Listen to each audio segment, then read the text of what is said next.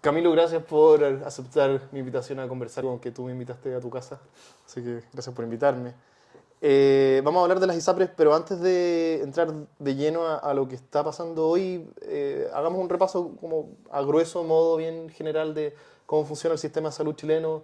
Quizás qué son las ISAPRES, qué es FONASA, qué sería un sistema de plan único. Tómalo por donde quieras, pero empecemos así bien amplio, bien general. ¿Cómo se organiza el sistema de salud en Chile? Bien. Hola Vicente, un gustazo estar acá En tu casa. en tu... un gustazo estar en tu podcast y un gustazo tenerte en mi casa. Ajá. Mira, yo creo que lo primero que uno debería entender respecto al sistema de salud es que el sistema de salud se organiza de tal manera en el que tú le puedas asegurar a una persona que tiene que atenderse médicamente, que esa persona lo pueda hacer sin tener que desembolsar el costo completo de lo que significa esa atención Mm. en el momento, ¿no? O sea, por ejemplo, vámonos a la Edad Media, donde no existían sistemas de salud, donde el médico tenía su consulta y la persona que era capaz de pagarle los honorarios al médico era la persona que se podía atender. Y los médicos eran un bien sumamente escaso al cual podían acceder solamente las personas que tenían muchos ingresos porque eran las únicas personas que eran capaces de pagar completamente la atención del médico. Entonces los sistemas de salud lo que vinieron a hacer es hacer que hayan maneras de subsanar ese costo hacia las personas y que todas las personas tengan mayor capacidad de acceso a las prestaciones de salud. Entonces, lo que existen son seguros de salud, ¿no? Los seguros de salud son pozos de dinero del cual se saca parte de ese dinero para pagar la totalidad o parte de la atención de salud y el resto, lo que no sea cubierto por este seguro, se cubriría mediante el gasto de bolsillo de la persona. Entonces, los seguros, existen seguros que son públicos de salud y existen seguros que son privados de salud, ¿ya? En Chile nosotros trabajamos con lo que se llama un sistema mixto, en el que tenemos un gran seguro público que es FONASA y los distintos seguros privados que son las ISAPRES, ¿ya? Eh, el seguro público que es FONASA funciona como de acuerdo a cotizaciones previsionales, de acuerdo a cotizaciones de salud que paga cada afiliado, que corresponde al 7% del sueldo con un tope. Eh, Ese ingreso se va como todo un gran pozo común desde el cual se financian diversas atenciones de salud, ¿sí? Desde, por ejemplo, los servicios de urgencia, las atenciones de urgencia, las atenciones ambulatorias en los consultorios, las atenciones en los hospitales, ¿ya? En gran parte salen desde ese pozo que se arma con el 7% de las cotizaciones previsionales de la gente que está afiliada al Seguro Público de Salud, ¿ya? Y las ISAPRES funcionan de una manera bastante similar. Cada ISAPRE tiene su propio pozo, por decirlo de alguna forma, en el que se pagan cotizaciones de salud que no corresponden exactamente al 7%, sino que corresponden a un precio que tiene cada plan, de acuerdo a que cada persona tiene, de acuerdo a cada plan que cada persona tiene, ¿ya? Ese costo puede ser, generalmente es un poco es ligeramente superior al 7%. Tengo entendido que en promedio es alrededor del 11% que en promedio alcanza como a ser aproximadamente el 11% de los ingresos de los afiliados a ISAPRE. Y si uno tiene más cargas, es más caro. Por supuesto, ¿ya? ¿Cómo se define el valor de un plan de ISAPRE? ¿Y qué es una tabla de factores? Bueno, ese es uno de los grandes temas de los que nos ha llevado a lo que se conoce como la crisis de la ISAPRES el día de hoy, ¿ya? Una tabla de factores es básicamente una tabla, como dice su nombre, en el que se ponen algunos datos de la persona, lo que permite estimar un poco su riesgo de enfermarse, ¿ya? Básicamente la tabla de factores hoy en día se basa en edad, sexo y enfermedades preexistentes. O sea, cuanto más joven y más sano eres, más barato es tu plan. Exacto, porque tienes un menor riesgo de usar, digamos, este pozo común de dinero que tiene la ISAPRE. ¿Ya?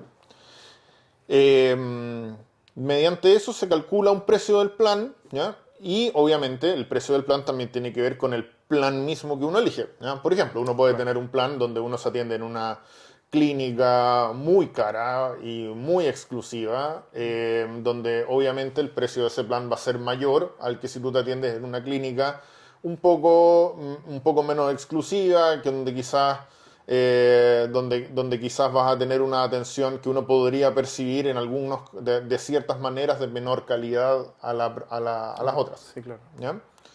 Te lo digo de ciertas maneras porque en general el concepto de calidad en salud es un concepto bien amplio. ¿Ya? Que incluye hotelería incluso también. Claro, pero es que cuando hablo de calidad en salud me refiero a que uno podría decir que calidad es el grado de aproximación entre lo que uno espera de una buena atención de salud y lo que yo obtengo, pero en realidad cuando hablamos de calidad en salud es un concepto mucho más específico que tiene que ver con la reducción del riesgo Claro. hacia un paciente que yo tengo que yo atiendo. ¿Ya? Por ejemplo, si yo trabajara en un centro médico que no tiene ningún protocolo de atención, ¿ya? Y yo dejara que un cirujano opere como a él se le ocurra, ¿ya? Y si un día decide usar la técnica A para operar a un paciente, y al otro día porque se levantó con la pata izquierda decide usar la técnica B con el mismo paciente o con un paciente que tiene las mismas características, eventualmente va a pasar que el paciente que usa la técnica A o el paciente que usa la técnica B va a tener algún problema, ¿no? Entonces, cuando hablamos de calidad en salud, en general estamos hablando de protocolizar las atenciones y de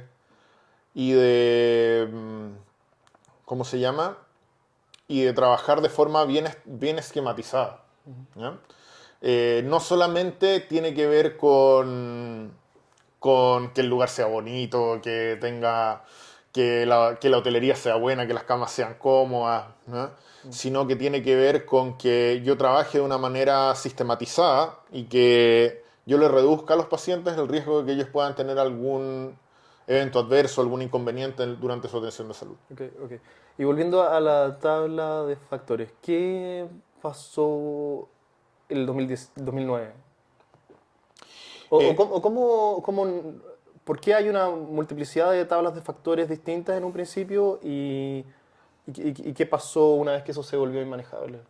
Es que, ¿qué es lo que pasó? Cuando se consiguió el sistema de ISAPRES, ¿ya? Eh, se buscaba en el fondo, se buscaba sobre todo permitir una competencia mediante la calidad de los servicios que tú otorgabas. O sea, que si yo estaba en la ISAPRE A o en la ISAPRE B, en general la ISAPRE A buscaba darte mejores servicios que la ISAPRE B y que tú tuvieras una mejor calidad de atención que si estuvieras en la ISAPRE B y mediante eso tú eligieras estar en la ISAPRE A que en la ISAPRE B.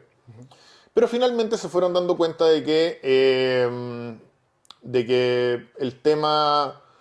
no, el tema no era tan fácil competir mediante la calidad del servicio porque muchas veces a las personas, como las personas no ocupan tanto muchas veces los servicios de salud, eh, estabas compitiendo sobre personas que en general no percibían tanto esas diferencias. Entonces lo que vieron es que era mucho más fácil y era más rentable para ellos tener personas que se enfermaran poco, ¿no? Y eso generó algunas cosas. Generó primero que mediante el uso de tablas de factores que aumentaran, por ejemplo, los precios de los planes de las personas que tuvieran enfermedades preexistentes o que tuvieran condiciones de salud que lo hicieran de repente más riesgoso o más tendiente, con mayor tendencia a enfermarse, eh, los alejaras en el fondo de tu seguro para que terminaran en el de otro ISAPRE o en el sistema público, eh, al final tú terminabas gastando menos en esas personas y terminabas asegurándote un negocio más seguro y más rentable. Y aquí había libertad absoluta para manipular las tablas de factores como cada ISAPRE quisiera. No completamente, porque igual la ley de ISAPRES tenía ciertos límites, pero claro, respecto a lo que existe hoy en día, era casi, era casi un libertinaje en cierta forma. Y, claro, y los incentivos estaban ahí para sumar a tu pool de clientes la mayor cantidad de personas sanas de manera de no tener que pagar ninguna prestación. Exacto. Yeah. Entonces, ¿qué pasó? El problema parte porque se intentó muchas veces mediante la vía legislativa regular este tema, ¿ya? Pero ahí nunca hubo muy buenos acuerdos al respecto, no se logró un consenso claro de cómo regular mejor las ISAPRES. Perdón, Camilo, el problema principal de esto es que la gente que más necesita atenciones de salud termina siendo un poco relegada al sistema público o que le cobra más. Ese es el principal problema de que cada ISAPRE pueda manipular sus tablas de factores con libertad. No, es que lo que pasa es que cuando tú ya tenías un problema de salud a cuestas, era prácticamente imposible entrar a un ISAPRE Yeah. que te pudiera cubrir ese problema a cuestas, porque básicamente el ISAPRE te decía, usted ya está enfermo, por lo tanto, si usted quiere entrar acá, la prima es tanto, y obviamente no es algo que conviniera mucho para esa persona. ¿Ya? O, por otro lado, también pasaba que de repente personas que necesitaban tratamientos de alto costo, las ISAPRES buscaban varios resquicios para intentar no financiarlo, ¿no? O financiar las versiones más económicas de esos tratamientos. Okay. ¿No? Entonces, como no hubo una solución por la vía legislativa, ¿no? De que se regulara la ley de ISAPRES de tal manera de regular estas tablas de factores, finalmente se logró regular, o más que regular, se logró solucionar por la vía judicial, en este caso del Tribunal Constitucional del 2009, que dicta un fallo que elimina las tablas de factores. En ese tiempo este tema llegó a ser casi ridículo. Llegaron a haber aproximadamente 2.400 tablas de factores distintas entre todas las ISAPRES. Entonces era un tema que era muy difícil de ni siquiera supervisar. Entonces, el 2009 ocurre el fallo del Tribunal Constitucional que fija una única tabla de factores, ¿no? Sobre el cual las ISAPRES tenían que regirse, ¿no? Y no solo eso, también fijaba un tope sobre el cual las ISAPRES podían fijaban también la capacidad que tenían las ISAPRES de subir sus planes año a año. Y eso generó, obviamente generó que las ISAPRES tuvieran que regular o ajustar, digamos, su funcionamiento de tal manera de ajustarse a esa tabla de factores, pero también generó que las ISAPRES, como no pudieran subir sus planes de acuerdo, por ejemplo, a cosas tan básicas como el IPC, también generó un problema que no fue inmediato, generó una especie de bomba de tiempo, ¿ya? Porque en el fondo las ISAPRES, de todas maneras, de año a año tenían un aumento de costos. Existe el IPC en salud también, entonces los insumos aumentan de precio, los sueldos de los profesionales y de los prestadores de servicios suben de precio también. Pero si yo no puedo cubrir con el aumento de los costos de los precios de los planes a los afiliados para cubrir ese aumento de costos, eventualmente yo voy a estar trabajando con un déficit que quizás al primero, segundo, tercer año no fuera tal, pero ya 10, 15 años después de que se dicta la sentencia del Tribunal Constitucional, ya empieza a generar un problema un poquitito mayor, y que empieza a generar también que las ISAPRES empiezan a comprometer un poco la calidad de su servicio, porque simplemente tenían que buscar algún lugar donde poder recortar esos costos que aumentan. Y esto no se queda solo en un efecto negativo para los afiliados de la ISAPRE, sino que también pega a FONASA. Mira, tengo estos datos, lo escuché a Mañalich el otro día decir, y dijo que el primer semestre de este año, los siguientes récords de cifras tuvimos. 2,2 millones de personas en listas de espera, 20.000 personas fallecidas en listas de espera, 70.000 personas con sus garantías vencidas, con su plazo de auge vencido, 16.000 mujeres en auge por cáncer, que la red pública no es capaz de atender. Y él decía en esta misma entrevista que esto también es una consecuencia de la incapacidad de las ISAPRES, ¿cierto?, de pagar la deuda que han ido acumulando todos estos años desde lo que tú decías. ¿Por qué también afecta a FONASA el hecho de que las ISAPRES estén endeudadas y no puedan pagar? Porque, porque ¿qué es lo que pasa? FONASA muchas veces no da abasto con la cantidad de prestadores de servicio que tiene a su disposición para cubrir, por ejemplo, las listas de espera de cirugías. Entonces, cuando FONASA, por ejemplo, tenía una lista de espera muy grande de cirugías, lo que hace es comprarle al sistema privado cirugías para cubrir esa lista de espera que no es capaz de resolver en sus propios prestadores, ¿ya? El problema está en que cuando ya las ISAPRES, cuando las ISAPRES ya tienen le han recortado el financiamiento de manera importante, pasa que ya las ISAPRES no tienen tanto oxígeno y tanta capacidad como para absorber estas cirugías, por ejemplo, que antiguamente FONASA sí les podía comprar al sistema privado. Ahora el sistema privado ya no estaba ya no tenía tanta espalda para venderle esas cirugías a FONASA porque,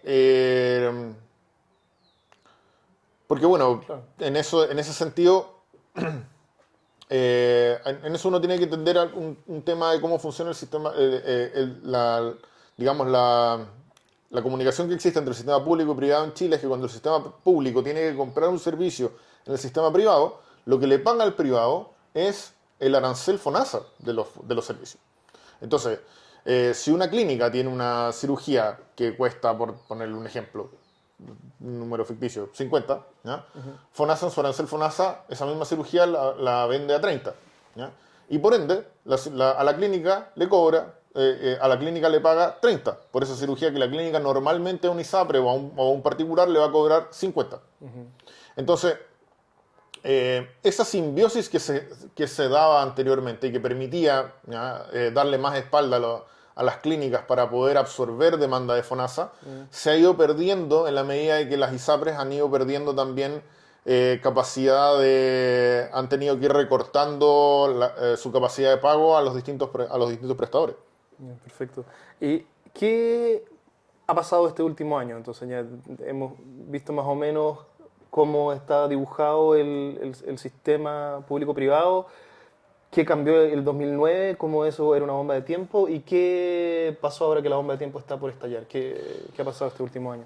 Aparte de la bomba de tiempo que se generó por este problema paulatino en que las ISAPRES básicamente no se les ha permitido subir los planes para cubrir los aumentos de costos que tienen de sus atenciones, se suma el fallo de la Corte Suprema en el que hace como un fallo retroactivo en el que les dice a las ISAPRES todo lo que ustedes cobraron por sobre la tabla de factores, ¿ya?, deben devolverlo a los afiliados. Que son algo así como 1.400 millones de dólares. Claro, no tengo la cifra exacta en este momento, pero sí, aproximadamente en total. Eso, obviamente, es en un sistema que ya está estresado por el aumento, por no poder subsanar el aumento de costos que ha tenido durante ya casi 15 años. Como se dice, es un golpe de gracia o un golpe bajo la línea de flotación de cómo funciona el sistema de ISAPRES, ¿ya? Y posiblemente muchas ISAPRES, si el fallo se aplica tal cual y se aplica de tal forma como tienen que pagar ahora ya, y devolver dinero directamente en efectivo, probablemente más de alguna ISAPRE quiebre, ¿ya? Eso no significa que todas las ISAPRES vayan a quebrar, ¿no? Ni significa que se van a extinguir completamente las ISAPRES si eso pasa, porque hay ISAPRES más nuevas que se crearon después de los ajustes de la tabla de factores, y tampoco nadie impide crear ISAPRES nuevas que se adhieran, digamos, a la nueva normativa. Pero obviamente las ISAPRES más grandes van a tener que devolver probablemente mucho dinero y quizás algunas de ellas no tengan la capacidad de subsanarlo. Salió una noticia también hace poco de que, no sé si era médica y otra ISAPRE más, que le habían mandado una carta, que se hizo pública, creo, a toda su masa laboral pidiéndoles que dejen de buscar nuevos afiliados. No sé si viste esta noticia. Y esto fue interpretado como que, o sea, el negocio, ¿cierto? ¿Qué negocio, ¿cierto? Que gana de su masa, de su base de clientes, pues, ¿cierto? ¿Cuál es la mirada a futuro si es que estáis dejando de buscar nuevos clientes? Sí, ahora también hay que entender que estamos todavía en un periodo de incertidumbre, ¿no? Todavía no está claro cómo se va a aplicar el fallo, ¿no? Hoy día la ley está en el Senado y todavía no se ha definido bien los cambios que van a haber a la ley. Entonces también podría ser más que un aviso de que ya no vamos a seguir funcionando, sino que quizás van a esperar un poco a ver cómo se va a terminar de resolver el tema antes de tomar una decisión. Lo, Pero claro, obviamente no es una buena señal. no, lo otro que le escuché decir a Mañalich es que él proponía, no sé si es idea de él o de más gente, pero él decía que proponía un plazo de 7 años para que las ISAPRES paguen esta deuda que tienen con cada uno de sus afiliados a través de excedentes, que pueden ser cobrados solo en prestaciones médicas, ¿cierto? No plata al bolsillo.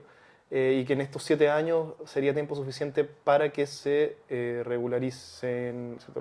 La contabilidad de cada ISAPRE, pero la persona que lo está entrevistando le dijo que eso era una especie de salvataje a las ISAPRE, ¿cierto? Porque tú podrías decir, bueno, yo te he pagado a ti todos estos años de cotizaciones con plata de mi bolsillo, ¿por qué me lo vaya a devolver, ¿cierto? Con atenciones médicas cuando lo que corresponde es que se me pague lo que se me cobró de más. Sí. Y lo que daban a entender en la entrevista es que a la coalición de gobierno esta idea les parece una especie de salvataje a las ISAPRES. Es una propuesta que es una propuesta de solución que de hecho se ha dado desde los inicios del fallo de la Corte Suprema, ¿no? Que las ISAPRES pudieran devolver mediante excedentes No. lo- los dineros adeudados. Y obviamente el plazo en el que se les va, el plazo que se les da para pagar, ¿no? Eh, salvataje es una, es una palabra un tanto llamativa porque tienes que pensar también qué es lo que quieres. O sea, eh, ¿Qué es lo que deberíamos querer? yo creo que eso es. Yo creo que eso es bien relativo. Yo creo que muchas personas no se dan cuenta que no es el porcentaje de mayores ingresos probablemente los que se van a ver perjudicados si es que caen las ISAPRES como las conocemos o si es que el sistema de salud deja de funcionar como está funcionando hoy en día, sino que probablemente los que más se van a ver afectados con esto son las personas quizás de medianos y recursos medio y los estratos medio bajos que son capaces de pagar un bono de atención de repente cuando una atención no es posible de ser atendida oportunamente mediante el sistema público y atenderse con modalidad de libre elección. Probablemente ellos van a ser los más dañados porque o eso va a ser algo mucho más difícil de acceder y probablemente también va a ser de mayor costo en el momento en que si es que las ISAPRES caen como las conocemos, ¿ya? Y pasaron a ser como se ha dicho en algunos lados como seguros de segundo piso, ¿ya? ¿Qué quiere decir eso? Por ejemplo, que Chile cambiara básicamente su modalidad de salud desde un sistema multiseguro como el que tenemos acá, en el que mi cotización de salud va o a FONASA o a la CISAPRE, ¿ya? A pasar a tener un seguro único en que todas las cotizaciones van a lo que hoy es FONASA, y si yo quisiera tomar un ISAPRE, lo tendría que tomar con una cotización extra. Claro. ¿Esto es una posibilidad de alta probabilidad? Mm, ¿Que pasemos a un sistema de plan único? yo mm, no lo creo, honestamente. Eh, no lo creo. Yo creo que si eso hubiera sido el objetivo, ya se habría instaurado a esta altura. Yo creo que quizás ciertas personas quieren directamente llegar a eso, pero probablemente se han dado cuenta que es algo no muy viable hoy en día, porque comprometería el funcionamiento de gran parte del sistema de salud como lo conocemos y sí dejaría a la deriva a gran parte de la población, ¿ya? Y además hay que entender que la mayoría de las encuestas muestra que la gente sí quiere libertad de atención en salud, o sea, quiere tener la capacidad de poder, si es que mi consultorio no me resuelve el problema, o no me puede dar una atención oportuna, quiere tener la posibilidad de pagar un bono y ir a atenderse a otro lado. ¿Ya? Al mismo tiempo, las ISAPRES es una de las instituciones peores evaluadas de Chile, y cuando uno se mete a ver comentarios en redes sociales hay una cantidad de odio y de gente que está celebrando todo lo que está pasando. ¿Cómo, qué debería tener qué no está viendo esa persona que está celebrando la caída de la ISAPRES? Lo que pasa es Ah, pero que ya mencionaste una parte, pero claro, ¿hay algo más ahí? lo que pasa es que el problema, y en eso yo estoy de acuerdo en el que las ISAPRES buscaron un sistema de funcionamiento en el que casi cayeron en el libertinaje en cierto momento. Y eso obviamente cala hondo en las percepciones de la población, ¿ya? Además que las ISAPRES en cierta forma funcionaron limitando el acceso muchas veces de personas que tenían patologías graves, más que favoreciendo o generando un acceso o mejorando el acceso de muchas personas que tenían patologías de alto costo, patologías raras o patologías de repente difíciles de tratar.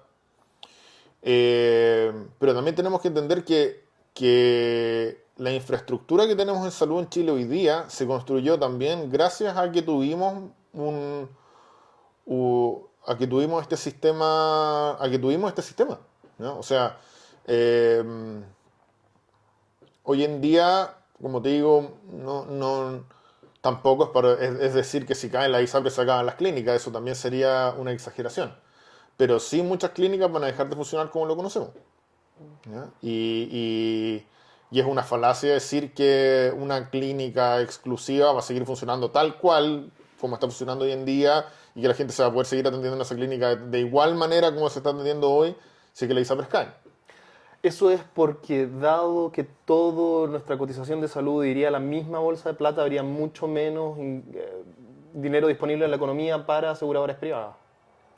Claro, no, y aparte que en el fondo, si mi cotización ya va al fondo público y yo no tengo el costo extra para tomar un seguro de segundo piso, Claro, por eso sí. probablemente voy a ver muy limitado mi acceso hacia prestadores privados.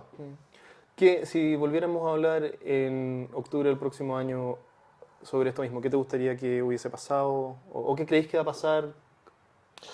Yo creo que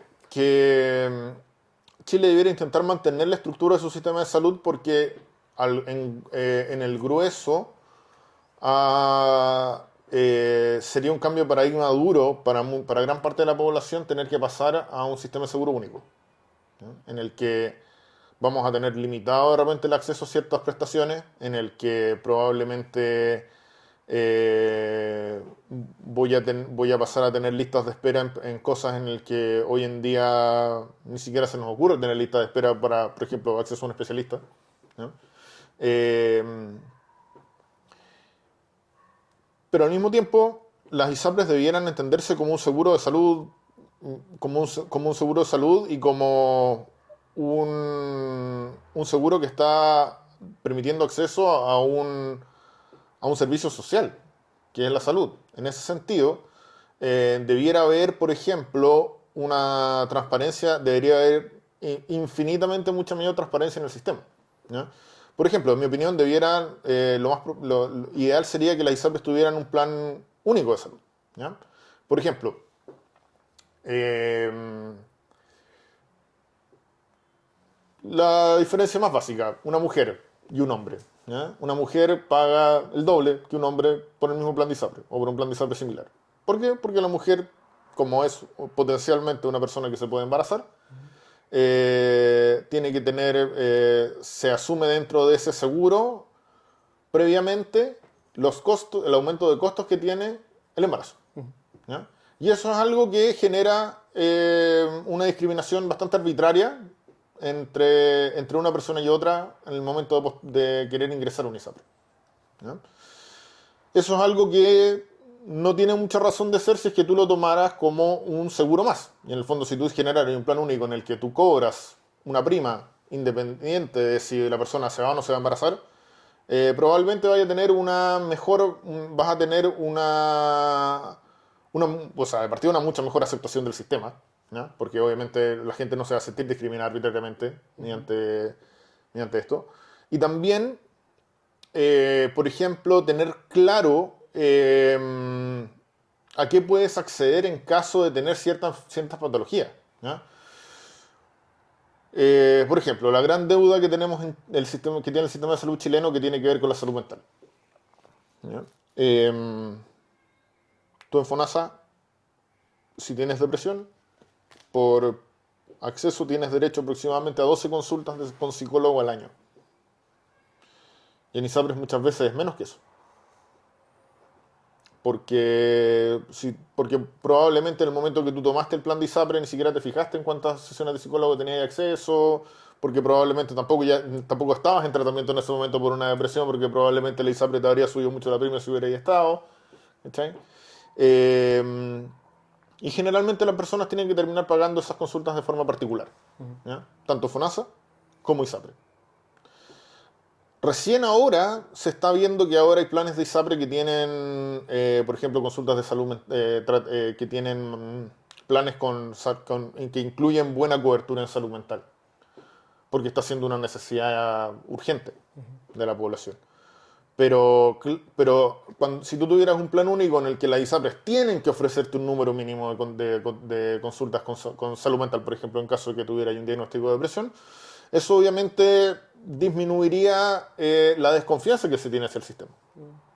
Entonces, avanzar probablemente hacia un plan único o hacia un plan mucho más transparente o planes más limitados, una menor cantidad, digamos, una menor dispersión en el número de prestaciones que te puede ofrecer la ISAPRE, ¿ya? Y que finalmente las ISAPRES compitan mediante la calidad del servicio, que es como se concibió originalmente el sistema.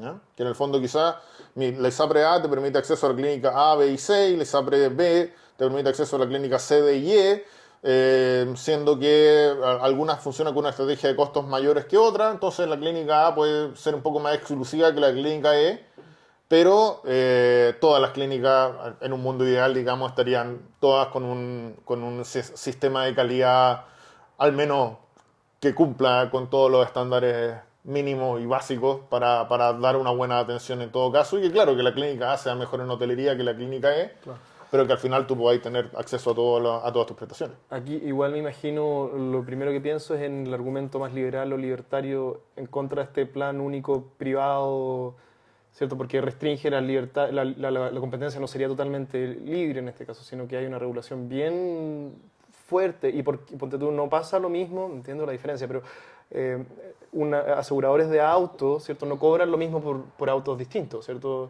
Un Mercedes, ¿cierto? De un Yaris, hay un motivo de ser por el que la prima no es igual y puedo imaginarme, ¿cierto? Libertarios diciéndote por qué sería distinto aquí.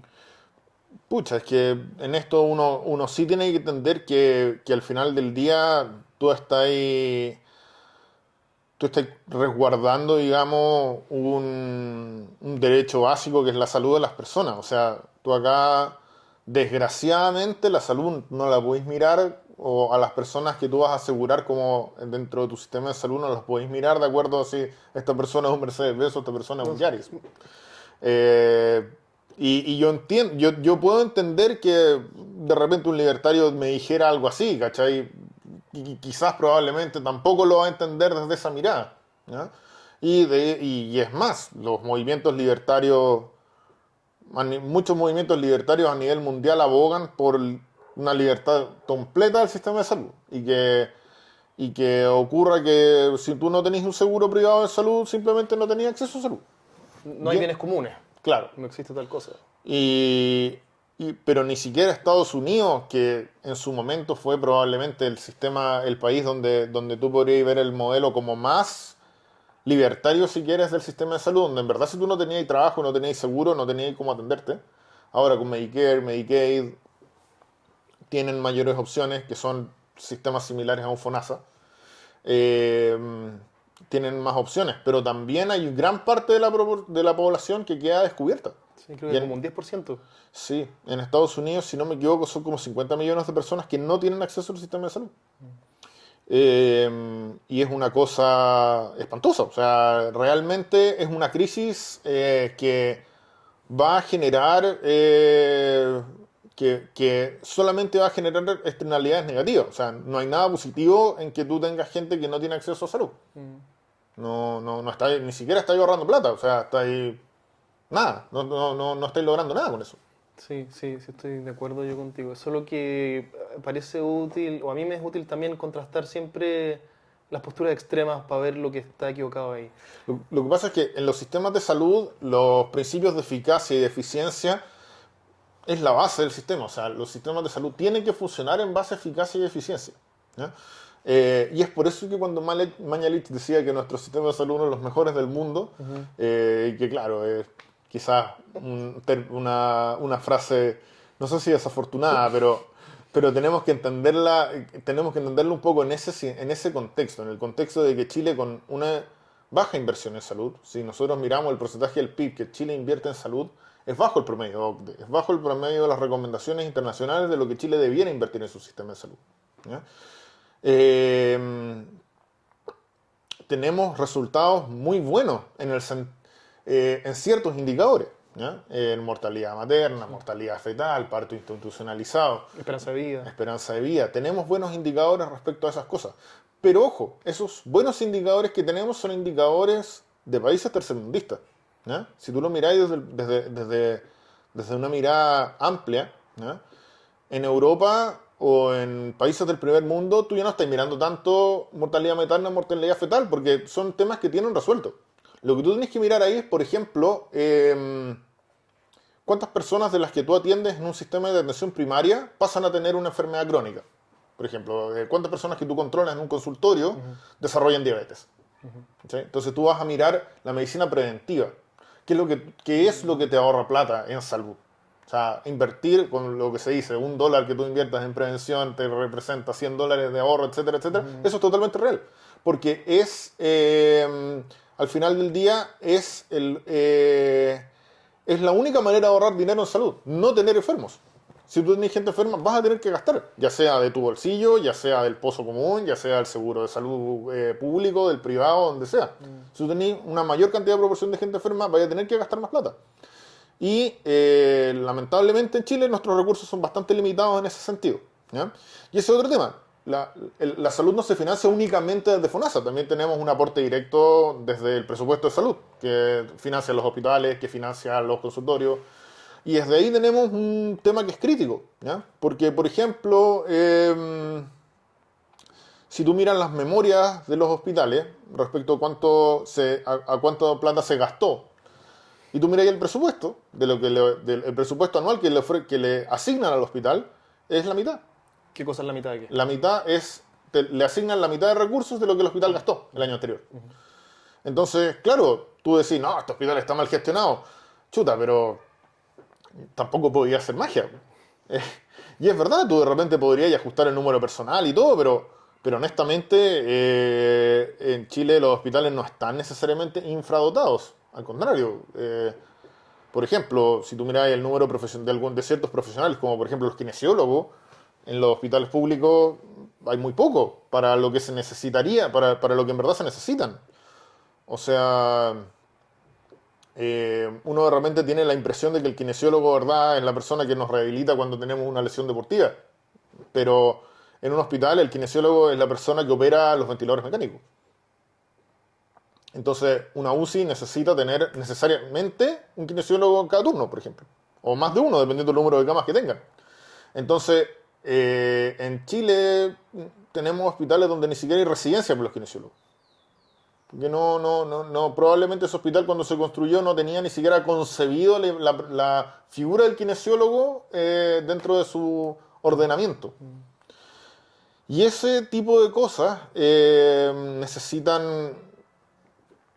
ahí se necesita inyección de recursos directa del Estado. O sea, eso ya no es que las personas paguen más plata a FONASA o le paguen más plata al ISAPRE o todo. Ahí se necesita de partida una inyección directa de recursos del Estado, llevar el presupuesto de salud directo del Estado al estándar OCDE al menos, y desde ahí para arriba.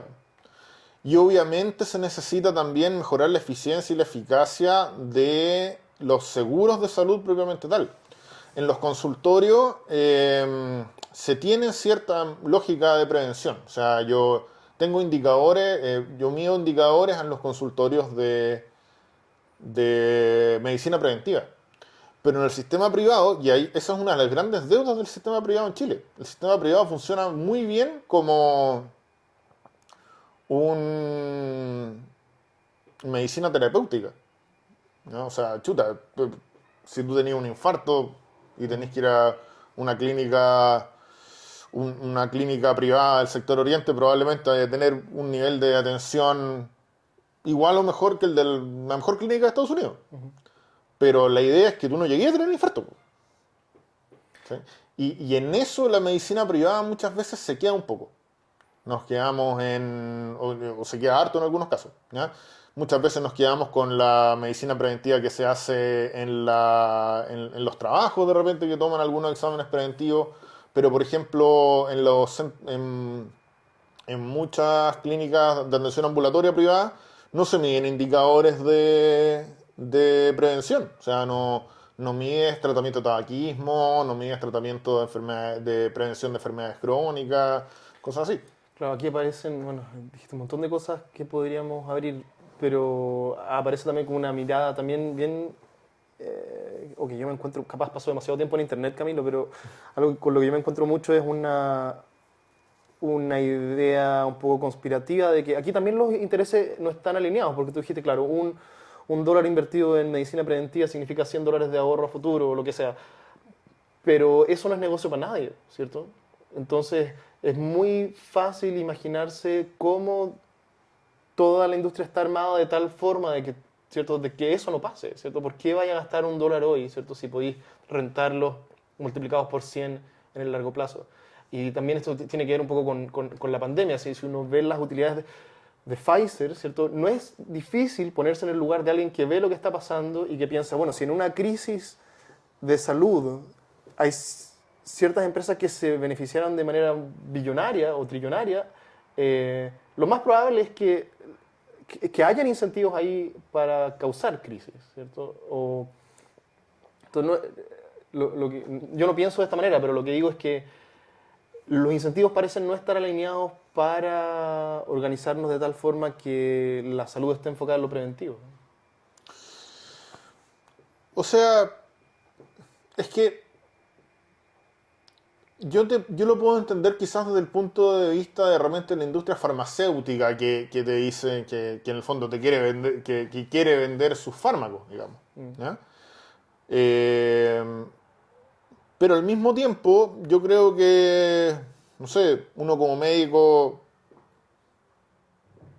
o sea, yo lo veo en mi práctica profesional, uno obviamente no quiere ver que sus pacientes empeoren. Uno sí quiere ver que sus pacientes anden bien y que no pasen y que uno de verdad no quiere que si uno tiene un paciente que tiene, no sé, resistencia a la insulina, que está, que quizás está cerca a llegar a tener diabetes, por ejemplo, uno por ningún motivo quiere que ese paciente pase a tener diabetes, digamos. No, No, obvio no. no, no. Y yo creo que al final del día, o sea, y aparte que uno no va a ganar más o menos plata, así que ese paciente pasa a tener diabetes tampoco. Pero si dejaras de tener pacientes del todo, sí. O sea, sí, pero es una utopía decir que la gente no se va a enfermar. Pues, si al final la gente, o sea, de partida, uno no va a dejar de tener pacientes si uno hace medicina preventiva en el sentido que uno al menos lo va a controlar a las personas que se van a hacer sus exámenes del año. Y en segundo, yo prefiero que la gente se enferme de un resfrío en el invierno a que tener que verlo con el preinfarto. Sí, bueno, hace poco hablé acá también con el doctor Carlos Telles, no sé si tú lo conoces, es un experto en obesidad, es un psiquiatra, trabaja en un centro de obesidad en Puerto Varas, creo.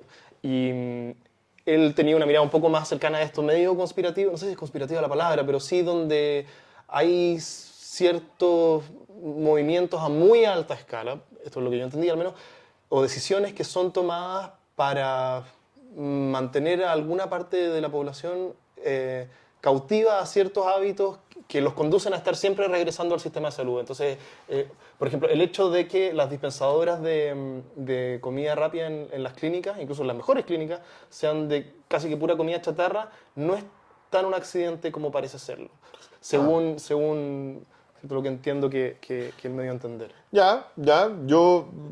O sea, es que quizás si lo ves como desde el punto de vista de la industria a gran escala, uno podría pensar que sí, ¿ya? Porque es verdad que las empresas controladoras de la farmacéutica están abrazadas con empresas de distintos niveles. Pero al final del día,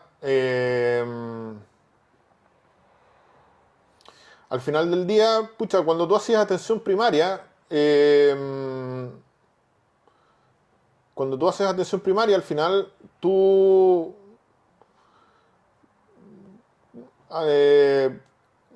lo que pasa es que en esto uno de repente puede sonar muy de perogrullo y decir como esto es hacer vida sana, comer sano, hacer ejercicio, ser activo, no fumar, no tener vicios, pero muchas personas, y esto es algo que se ve todos los días, muchas personas de verdad que creen que para no tener diabetes basta no comer azúcar refinada en polvo.